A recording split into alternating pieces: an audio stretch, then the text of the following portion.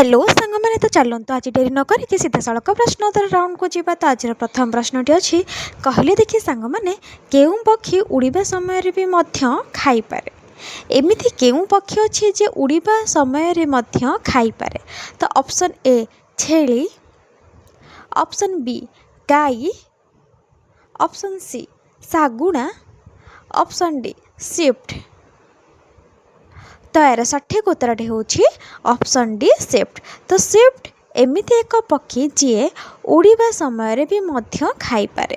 ठीक अच्छे जो कीट जीव गुड़ा जो उड़ू था से गुड़ा को से खाई दिए। तो चलतु परवर्ती प्रश्न आलोचना करवा। 2 नंबर प्रश्नटी हूँ केउं जीवर जीभ तार शरीर ठारू मध्य लंबा होई पारे। एमिति केउं जीव अच्छी कि तार जीभ निज शरीर ठारू भी लंबा होई थाए। तो ऑप्शन ए गोधी, ऑप्शन बी कामेलियम, ऑप्शन सी सागुणा, ऑप्शन डी स्विफ्ट।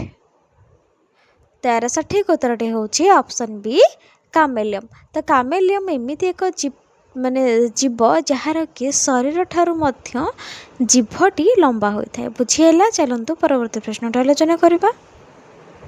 केउं पक्षी सूर्यर अवस्था देखि दिग चिन्हि पारे।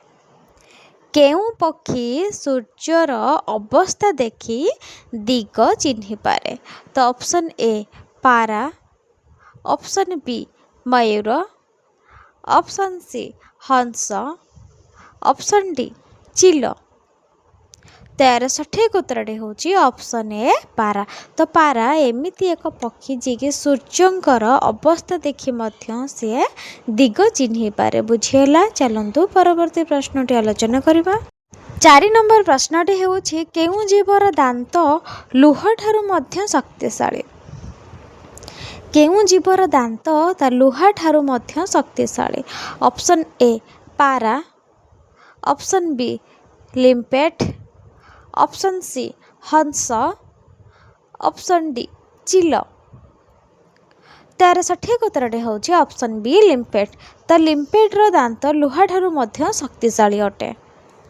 5 नंबर प्रश्नटी हूँ केउं जीवर शरीर में हाड़ न थाए। एमिति एक जीव अच्छी जार शरीर में हाड़ न थाए।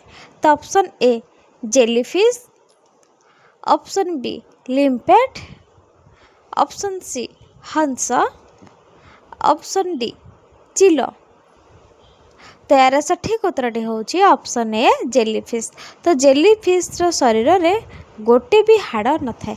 बुझेला सांग मैंने जदि बुझेला चैनल को डू लाइक शेयर सब्सक्राइब निश्चिंत करंतु। आज एतिकी रहिली। जय जगन्नाथ।